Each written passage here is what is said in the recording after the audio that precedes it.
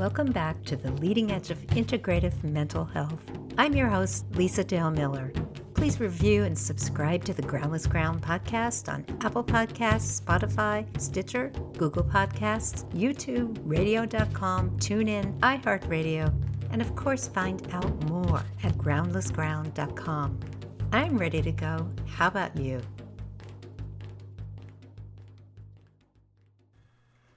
Psychiatrist James Gordon pioneered a mind-body methodology widely used around the world for healing psychological trauma. His latest book, The Transformation, offers a comprehensive, evidence-based program for reversing the psychological and biological damage caused by traumatic experience. Dr. Gordon interweaves the latest scientific research, inspiring recovery stories, timeless wisdom, and 50 years of clinical experience to help readers suffering with PTSD to meet the challenges of healing their trauma while rediscovering joy, meaning, and purpose. Dr. Gordon touched me deeply, and our dialogue expanded my clinical knowledge and skills. I am recommending his book to every one of my patients who are struggling with the effects of trauma. James Gordon, thank you so much for taking your time to be here with me on the Groundless Ground podcast. This is a distinct honor. I think I'd like to get right into it. You have written a book that should have been written years ago. Thankfully, somebody finally wrote it about how to be able to heal trauma. The book is called The Transformation: Discovering Wholeness and Healing After Trauma. I would like you to give my listeners a sense of why you're the perfect person to write this book. Why I wrote the book? Why you are the only person who could have written this book. Partly I'm the only person because it's pretty personal to me. The book, in a way, there's a kind of evolution in there of who I am as a person, of what I've learned, of what other people have taught me, of the wide variety of approaches and techniques that have been important to me, first in healing my own trauma, the challenges that come inevitably to any human, very much including me, and because I've had the opportunity over the last 50 years to use these techniques and approaches with people of every imaginable age and ethnicity and educational level. I've seen what can work. I've seen the challenges that people face in using some of these approaches and techniques. And I've learned how to make them really accessible to anyone who's interested, including health professionals, the teachers, the community organizers, the leaders of women's groups, the clergy, who want to learn how to use this approach to work with others. So it's a book that's for people who are working with other people who are hopefully willing to work on themselves first, because that's the only way you learn how to help other people deal with their trauma. But it's also a book for anyone that I made, I hope, accessible to anyone to use for themselves. I understand, I'm told now that there are a whole bunch of teenagers who are using it, girls who've been trafficked, who are part of some of the groups that we run in different places. So it's accessible. Maybe that's part of it too, is that from the beginning, I'm somebody who is sharing and learning from his own experience, then sharing it with others, also somebody who knows the science and somebody who has worked with a whole range of different kinds of people. Plus, I've been around for quite a while. I like what you said, that I'm the only one who could have written it, but hopefully each of us is the only person who could have written anything that we do as well, because it comes from that place of our whole being. Well, I would agree with you. On the other hand, I like to be very practical about these things. I want to read something that you wrote at the very beginning of your book, which is something I have to do with patients, especially in the beginning. So you write, there's two common misconceptions about trauma. One, trauma only comes to some of us. Two, trauma is an unmitigated disaster causing permanent emotional crippling, requiring never-ending treatment, severely limiting the lives of those who've experienced it. Yes, I stand by it. Well, me too. I cannot tell you how my heart just sang when I read that. I thought, okay, This is great. I have company. Here is somebody who's telling people you do not have to live in or with your trauma for the rest of your life. It's not who you are. Great. I'm so glad that it resonated. And and I really think that we, all of us who understand this, have to continually work against a much more narrow view of human beings as well as of what trauma is all about. That view is prominent in the medical community, in the psychiatric community, in the psychology community, even in the trauma healing community. The medical model goes very, very deeply, I think, in the consciousness of everyone, and certainly in the West or in developed societies. And beyond that, people do have an investment, quite literally, often an economic as well as an ideological and psychological investment in keeping people coming back for more and more of the same, whatever it is that we're offering. So we have to become aware of that and let that one go. And then it's much easier to see what's possible for people. So let's dive in. You are the perfect person to talk about the biology of trauma. And I really think we have to start there because the body has been missing from psychology, psychiatry, psychotherapy for so long. And it's a continual struggle, as you know, as a therapist, because psychotherapy and even psychiatry has become very uncomfortable with the human body. It's like, no, you don't touch someone. This is all about talking, and it's all about what goes on, cognitively, or maybe emotionally as well. Therapy's become, much more limited thing than it needs to be, or it should be. So we do live in a body. I mean, this is important to remember, and that everything that happens to us happens to every cell in our body.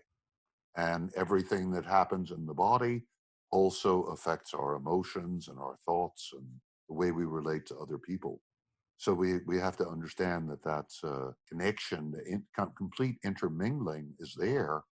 The approach that I'm teaching in the transformation and that we use at the Center for Mind Body Medicine is grounded in the vocabulary and the grammar of how human beings function. And it's not too heavy on theory, but it's very heavy on, I hope, very heavy on reality. And when I say heavy, I don't mean burdened by reality, but just appreciating the reality that's there. But obviously, the biology of the brain is so incredibly complicated. But essentially, when we are traumatized, there are two major biological reactions that come into play. And, I know you know this, and probably many of our listeners do too, but it's important really to keep in mind and I find it very useful to keep it simple. The first is fight or flight. And in animals, fight or flight is a life saving response. It's there, as Walter Bradford Cannon pointed out in 1926, it's there in all vertebrates. And so when a predator comes, or perhaps if we're animals in a high place, or maybe it looks like when a snake approaches, the animal goes into fight or flight. It's a potentially lethal situation. And whether you fight or you flee is to a significant degree genetically determined. So when a lion appears on the edge of an antelope's vision on the Serengeti plain, she goes into fight or flight, and even with her relatively small brain, she knows enough not to fight. She's out of there, and heart rate is up, and blood pressure is up, and big muscles are functioning, and digestion is kind of subdued. And if she gets away, if she's not killed by the lion, 2 or 3 minutes later, she's happily grazing. You can see that in the films of animals on the Serengeti plain. And that's the way fight or flight is meant to be, to come quickly and to go quickly in life-threatening situations. Now, in humans, the way our brains work with the complexity of our emotional brain, of the emotional cortex and the cerebral cortex, we regard unkind words, we regard hostile behavior. Whether or not it's really life-threatening, we react as if it were life-threatening. So that's the first piece. And so, our boss is unlikely to be killing us, but if the boss is oppressive, we react as if that boss were a threat to our life. Our body reacts. two other pieces, we continue to react that way long after the threat is over. So at night, we're stewing about the boss. And not only are the centers in our emotional brain, particularly the amygdala, in this state of sort of high activity with fear and anger sort of firing off continuously, but the frontal part of our cerebral cortex is somewhat suppressed. So our judgment's not so good, our self-awareness is diminished, our capacity for compassion is diminished. And we can stay in that state for days, weeks, months, years if we don't do something about it. And often people feel like this is the way I live. This is who I am. Well, no, you don't have to be that way. It's likely that certain events have triggered that fight or flight. So that's the first response that stays around. The second response, which as you well know also, is the freeze response. And this is also a life-saving response in extreme situations. I used to live on a farm and I had a bunch of cats, and some of them were very good mousers. And what they would do is they would very happily bring back a mouse to show me and my partner who I was living with. And in their jaws, sometimes the mouse would be crushed, but sometimes the mouse would be kind of hanging limp in the cat's jaw. The cat would get bored. It's not much fun to torture a mouse that's not fighting back. And she'd put the mouse down. The mousie would shake herself off and run away. So the freeze response, which is what the mouse was going through, had quickly come, done its job, and when the mouse no longer needed it, and she was able just to shake it off and to move back into balance. Again, when we humans are in situations that are overwhelming and inescapable, we often go into that freeze response. In some ways, the most tragic occurrences are with children who are being very badly abused by their parents. So they're in a situation which is overwhelming and it's inescapable because they are dependent on precisely the people who are abusing them. And so they shut down and they put out endorphins as if to protect themselves against physical pain. Their bodies either become kind of limp or kind of stiff, and psychologically they withdraw. And this also happens to us as adults if we've been assaulted by an overwhelming opponent or raped. We feel removed from our bodies. I don't know how many people I've talked to who have said, I know I was being beaten or I know I was being raped, but I left my body. I was over in the corner of the room watching what was happening. And that's a protective mechanism. The problem, of course, is that when it continues and goes on and on and on, and so we're physically shut down, we're emotionally distant, we can't feel much, we don't have a sense of our bodies, and certainly don't have much sense of pleasure in our bodies, and we keep people at a distance often. Now, both fight or flight and freeze can persist alongside each other, and you often see that. It's not a pure picture. And that can happen in a obviously overwhelming situation. We did a lot of work with New York City firefighters after 9/11 and with their families. And a lot of the firefighters were all guys. A lot of these guys, their wives would say, half the day, he's telling me how to clean the house. He's on my case all the time. He's poking around. And he never helped me clean the house before. And the other half of the day, he's lying on the couch and he's just kind of spaced out and I can't get to him. And that's a kind of example of fight or flight and freeze alternating. And I know that that happened to me long ago with a breakup of a relationship that was very important to me and also uncertainty. This was when I was in medical school. As I look back on it, half the time I was, anxious and agitated and hypervigilant. My digestion was upset. And part of the time I just could barely get out of bed for a number of weeks at a time. So those responses kept on playing out. And of course, for some of us, we stay in situations which are continuing. Abusive relationships are the most obvious ones, which continue to provoke fight or flight and freeze response. What we need to do is to use techniques that serve as antidotes to both fight or flight and freeze. Two basic techniques. One is slow, deep, soft belly breathing, breathing in through the nose and out through the mouth with the belly soft and relaxed.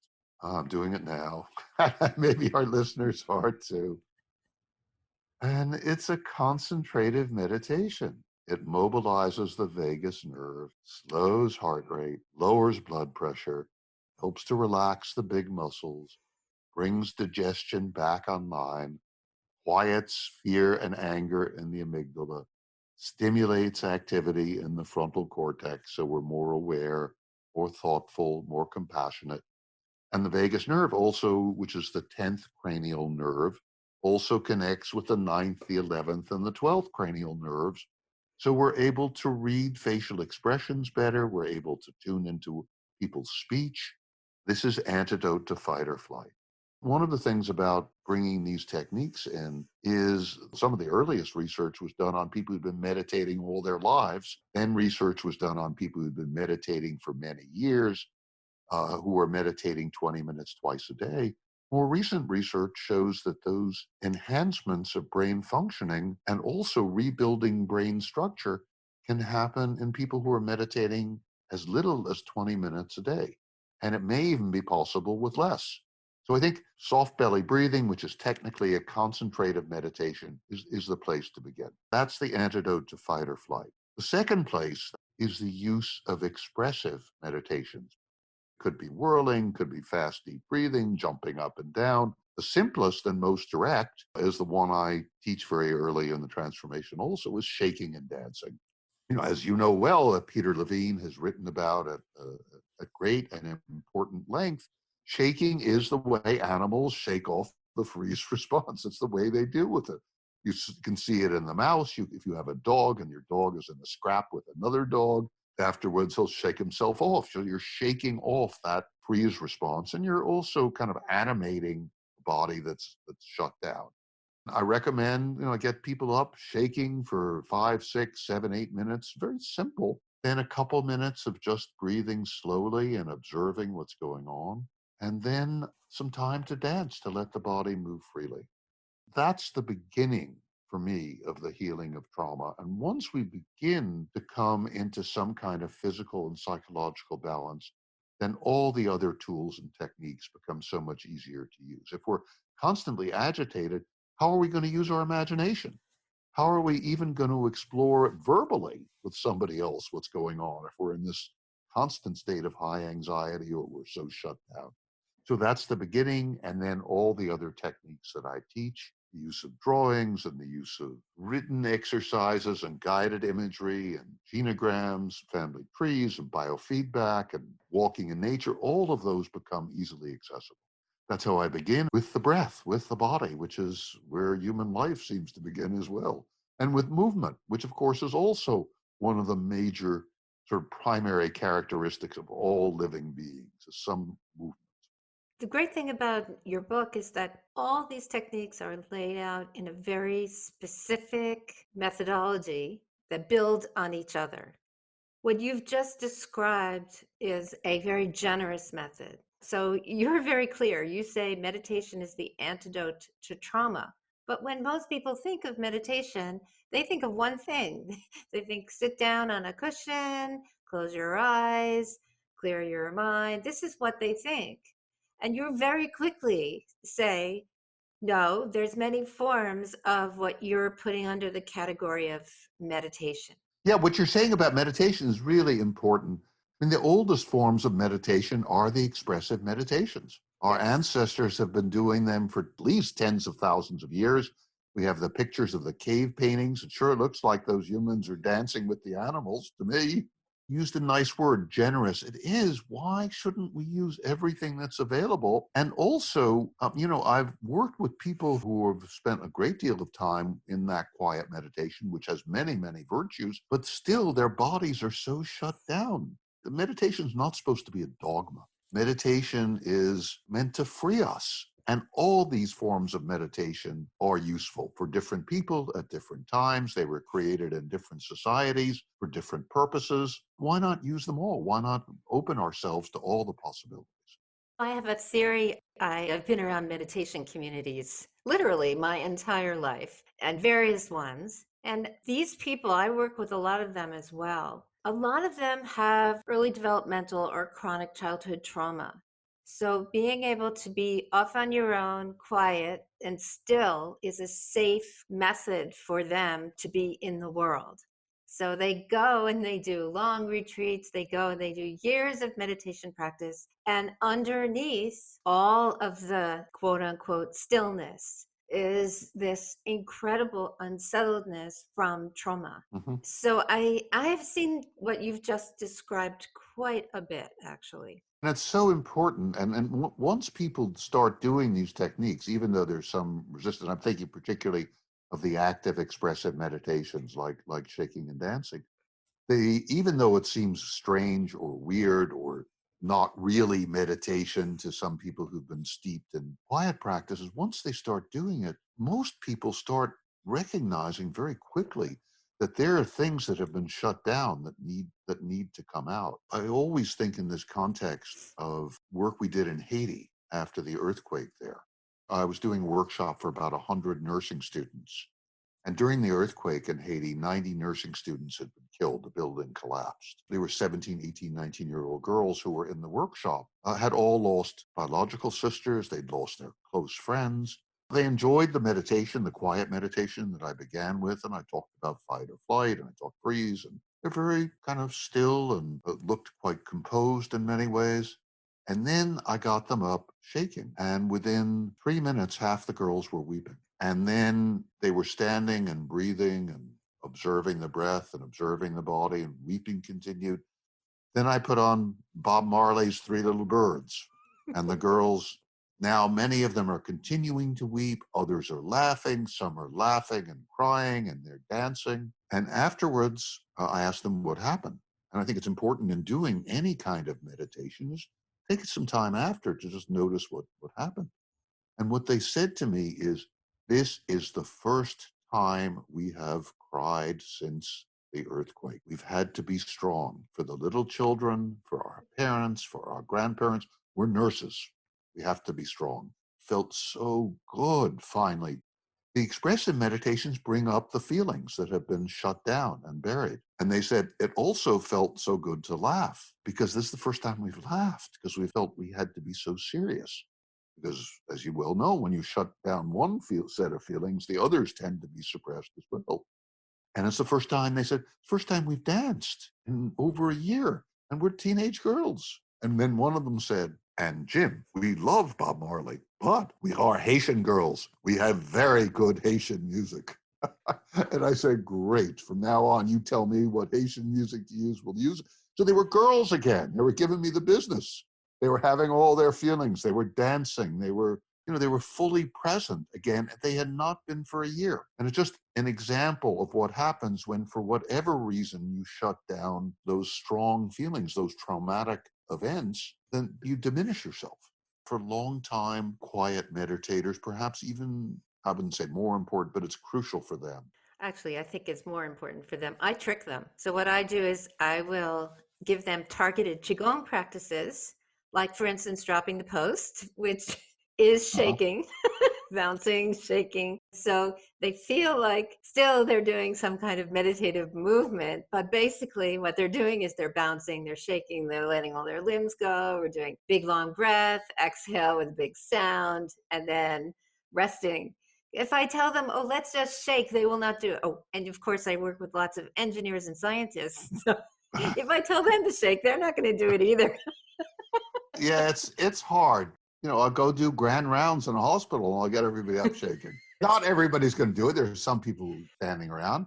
More and more people said, well, okay, why not? We did it in Western Maryland, in this county that's an Appalachian county that's been heavily affected by opioid. A lot of people have died from overdoses. And I was doing a demonstration workshop, and I had the sheriff there, and the sheriff was there in a suit and a tie. And he said, oh, I don't know what's going to happen when people see me on YouTube doing this. But he did it because he was concerned about his own stress of trying to deal with all these overdoses. And he thought, well, okay, let me see. Afterwards, he was laughing. He said, yeah, that felt pretty good. The more we deal with our own self-consciousness, the more we're able to use all of these techniques with others. And the book is designed to help. I recognize they have that self-consciousness, so maybe they'll do it by themselves at first. Some people find it easier to do by themselves. Some people, interestingly, find it much easier to do with the group. And I have people close their eyes when they're with a group, so nobody's looking. Even in my practice, if I'm in the office with somebody who's looking at me like I'm totally crazy, it's okay. And I'm not going to watch you. I'm just going to close my eyes and just see you. And then you tell me.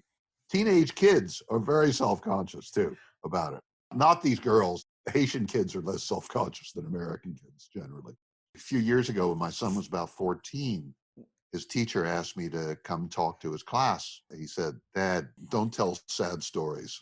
I said, anything else I shouldn't do? He said, "Yes, definitely don't do shaking and dancing." So of course I did shaking and dancing. Of course. And all the other kids are doing it fine. Gabe is looking, what? Ultimately, he did some too.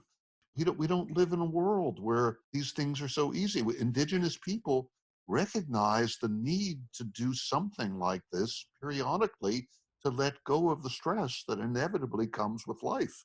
And especially if something tragic has happened, they will bring the whole community together.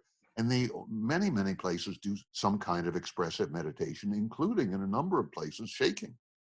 So I want to just double back to psychiatry for a moment. The beautiful description you gave us of chronic sympathetic response and then collapse in freeze response. What I find is many of the patients that will come to me to do the trauma work, they are being medicated by psychiatrists and PCPs that don't really understand the autonomic nervous system dysregulatory response. And so many of them have these physicians who are trying to use drugs to mitigate the chronic anxiety, is what my patients call it. I don't call it that. I call it chronic activation and collapse, freeze, depressive response. And the drugs don't really help to unwind all of this. And often I find they actually sometimes impede a person's capacity to really be able to heal, especially if they're working with someone unlike you, who is working their gut microbiome and is having them eat differently and Mm-hmm.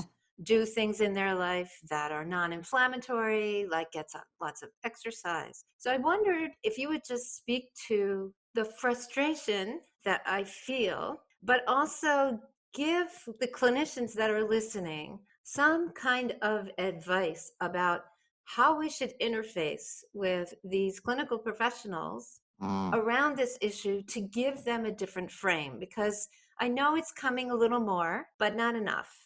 No, it's a beautiful question and an ongoing challenge. I think the first thing is to understand they know about the autonomic nervous system. They learned about it in the medical school. It's just that the whole medical model says, I've got the answer.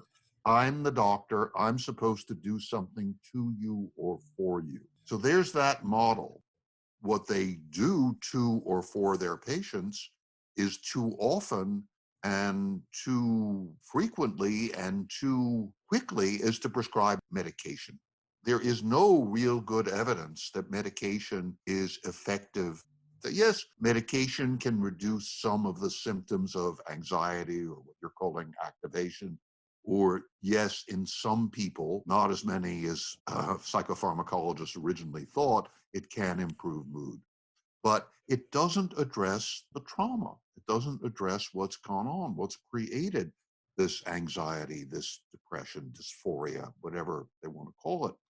The problem is that they're not taking the time. They're not talking with people about what's going on. I tell this sort of funny story about a guy who was a patient of mine who had psoriatic arthritis. It's like rheumatoid arthritis, kind of combination of skin symptoms and joint symptoms. And he was really quite crippled. His hands were almost like claws. And he was very frustrated because he was a scratch golfer. He golfed par. He was really good and he loved golf. It turned out when you actually sat down and talked with him, I was seeing him as a physician. I'm a psychiatrist, but I see people with physical problems, is that his psoriatic arthritis was activated by his relationship with a new boss in the brokerage firm where he worked. And when there was conflict with him, the arthritis got much worse and he felt worse. His mood went down. I said to him, well, have you talked with your internist and your rheumatologist about these things? And he was one of these people who could afford to see the best, I'm putting it in quotation marks, internist, the best rheumatologist in the Washington, D.C. area. And he said, no, my internist has never talked with me about work. I said, oh, over 20 years, never talked about it. But my rheumatologist has. I said, well, that's great. What did you talk about? He said, well, he asked me for some advice about which stocks to buy. So they're not paying attention. So they're only looking at the symptoms. And their response to the symptoms, their reaction to the symptoms is very quickly to prescribe drugs. Now, the other side of that is also there is often an institutional and an economic imperative. I don't know, the economic one is an imperative, it's an incentive. But people in institutions are told, primary care docs, you've got 10 minutes, you've got 12 minutes. They're not going to explore all the issues. And unfortunately, many psychiatrists are not spending much more time than that either. And they're making a lot of money by writing prescriptions. They would make 1/4 the amount of money if they spent an hour actually talking to people, because they can see 4 people in that hour or 5 or more. I think it's important for therapists to understand that context, number one. And also, that understanding is important that the patient has become enmeshed in that context. But you have to offer a different context. And the way I approach it, and I certainly see plenty of people in my practice, but also in the trainings, that people come to our trainings, most of them are clinicians who are also taking the medication. And I say, look, start doing these techniques. Start seeing for yourself the difference they make, and then go back to your physician and speak with the physician about it. So, for example, if you're doing meditation or you're doing exercise or you're changing your diet, vagus nerve will be functioning better. You'll be much quieter. You won't be so anxious. You'll be able to focus more. You'll be able to sleep better. Your body will be moving more freely. You'll relate to other people better. And the dose of medication that you were taking is excessive. You'll experience that. Instead of being mildly tranquilized, you'll be wiped out by the dose of tranquilizer. You got to pay attention. And you go back to the doctor and you say, I'm doing these things. I'm feeling much better. I really want to cut these down. And it's important, whenever possible, to go back to the doctor, because you don't want to just stop the drugs right away, because there may be significant withdrawal symptoms. And the other thing that I recommend is that therapists learn some of this science. That's one of the reasons I provide all the research and all the references in the transformation. Learn the science yourself. Be confident in it. Practice the techniques yourself. Then when you share them with your clients or patients, then you can help them observe what's going on. You can do it with confidence, and you can help them go back to the physician who's made the prescription. It's really crucial for them to stay in touch with the physician, not only about antidepressants and anxiolytics, but about like antihypertensive medication and sleeping medication, or medication for type 2 diabetes. And people don't need the dose, and many of them don't need any medication at all if they do the kind of comprehensive program that I'm describing in the transformation. So many people have gone back to their physicians, and sometimes the physicians start paying real serious attention and get interested in the approach. I think therapists, first of all, see the physicians with some compassion. It's helpful. And then see yourself as providing education for the physicians, and not in a condescending way, but just offering the information. I often will share some of the scientific papers with my patients. And I say, why don't you take this back to your primary care physician and show how meditation does X, Y, or Z, how exercise can promote serotonin and dopamine and endorphins in the brain. So why take an SSRI? I think it's a process of education, and that we have to deal with, as people working therapeutically, we have to deal with our own frustration and our own sadness at what's happening in medicine. And I think we all have a role. Over the years, I did a lot of work with people with cancer, and I would send them back to their oncologists, and how these things are helping you to sleep and you don't need the Ambien anymore, and how you need less pain medication because you're, taking better care of yourself. I think it's a process, and I understand the frustration. It's an ongoing struggle to make self-care central to all healthcare. including mental health care, to be both urgent and also, when necessary, patient. When I finished your book, I thought, oh, good. Now all I have to do is get them to get this book, and they can take this book to their physicians and they can just say, here, look at this. This is what I've been doing in therapy. Here's all the research. This is how you can support me now. That's wonderful.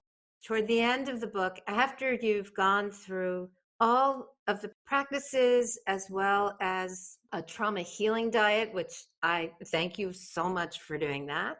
It's so clear, it's right there. And also advice for dealing with emotions, trying to cultivate gratitude, forgiveness, compassion. You end your book, so you give these tips for developing and enacting love, meaning, and purpose, which for me, in the process that I do with my patients, this is not just at the end, it's all along as the antidote to unwinding fixation on trauma identity. Because these three things to me allow people to touch back into who they really are. For some people, they've never known who they really were because the trauma started so early and was chronically there through their lives. Would you mind sharing some of the tips that you give for developing love, meaning, and purpose? I think the first thing to understand is that this is a natural evolutionary process. That trauma, however devastating it has been and continues to be, also does open the door to this process of discovering greater meaning and purpose and greater love. It breaks up fixed patterns that we've had. But then as we work with that chaos, and as we begin to open up the places where we've been shut down using all these other techniques and mobilizing our imagination with the drawings and the guided imagery, and as you said, the gratitude and forgiveness, then spontaneously it will come. And I think our job, whether we're the person who's experiencing it or we're working with other people, is to encourage and value it as it comes. One of the earliest studies that was done on the field that is now called post-traumatic growth, which is really a kind of modern psychological version of what shamans and indigenous healers have known from the beginning of time, that trauma does open the door to growth, was done on the men who were prisoners in the Hanoi Hilton. They were shot down during the Vietnam War. An Air Force psychiatrist studied them, and what he discovered is that virtually all of them came out of this terrible experience where they're physically tortured, often for years, and separated and isolated. They came out of it better people. They were kinder. They were kinder to their families. They were more concerned with the world. I mean, these are flyboys. They tend to be very self-absorbed, very, let's have a good time. Let's do this. Let's do it. And then afterwards, it wasn't that they became grim and somber, but they began to really feel a responsibility toward the larger world, toward other people, toward the environment, without anyone telling them. And I see the same thing everywhere that I go. And I see it not only in people who've been recently traumatized, like people can look at our website, cmbm.org, and there's a 60-minute clip about a little 9-year-old girl in Gaza who lost her father and 2 uncles and an aunt who wanted to die. And she came through the program in the transformation without anybody telling her, you need to be more loving or find more meaning or find more purpose. She came through that program discovering those possibilities in herself. And after 9 sessions, her vision of herself was not as a dead little girl loyal to her dead father whom she loved, but as a young woman being a doctor taking care of other patients, being a heart doctor taking care of people whose hearts were hurt. Now that process happens, and I've seen it happen with people who've been horribly abused from early childhood on. I mean, it's amazing what is possible for humans. At a certain point, it's crucially important to have other people there who value you, to have a sense that you are cared for. What I'm hoping for, I'm doing it as best I can in a book, in the transformation, by presenting stories of other people and telling stories of other people who've been through terrible, sometimes lifelong traumatic experiences, who've come to this place of greater meaning and purpose. So seeing the examples, seeing that it's possible, hopefully is reassuring. And then simply beginning on this path, we start making discoveries right away. So that, for example, as we quiet ourselves a little more, we start to appreciate what's actually happening in our life right now. As we shake and dance, we discover emotions that we didn't know we had because we're so shut down sometimes from having early childhood trauma. And we discover a richness that we didn't know. And discovering those emotions makes us more compassionate to ourselves. And then may also, as we develop a little more compassion to ourselves, one of the terrible things about being traumatized, especially early on, is we feel it's our fault. I'm the one, I'm to blame for the fact that my parents abused me, or they neglected me because I was such a terrible boy or girl. As we begin to have a little compassion for ourselves, then we're able also to expand and feel compassion for other people. And as we're able to quiet ourselves on a biological level, then we're able to connect.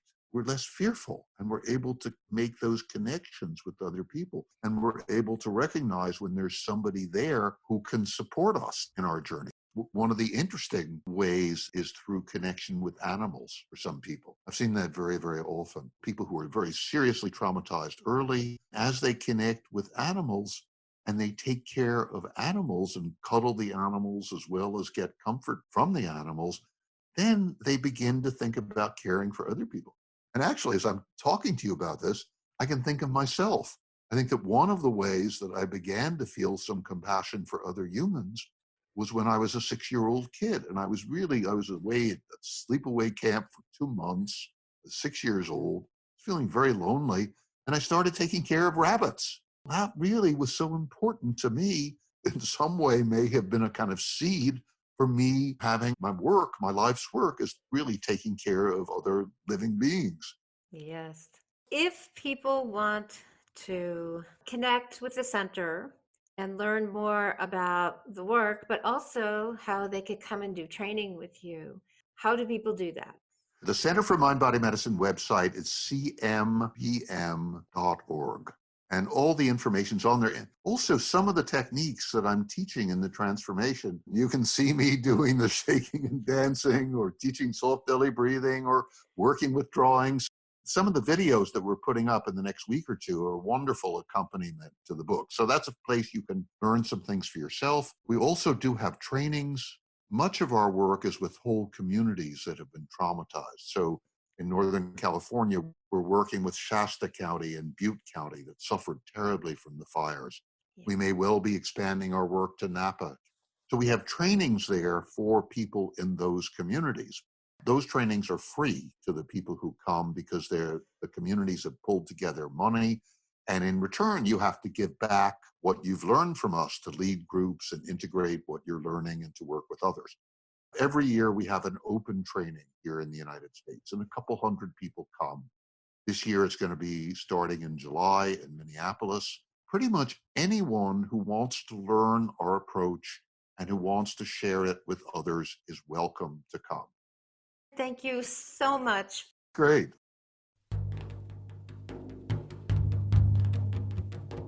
Thanks for listening to today's show. To get in touch, please visit groundlessground.com. Let's dedicate our efforts to the healing of our planet and all its inhabitants. See you next time on the Groundless Ground.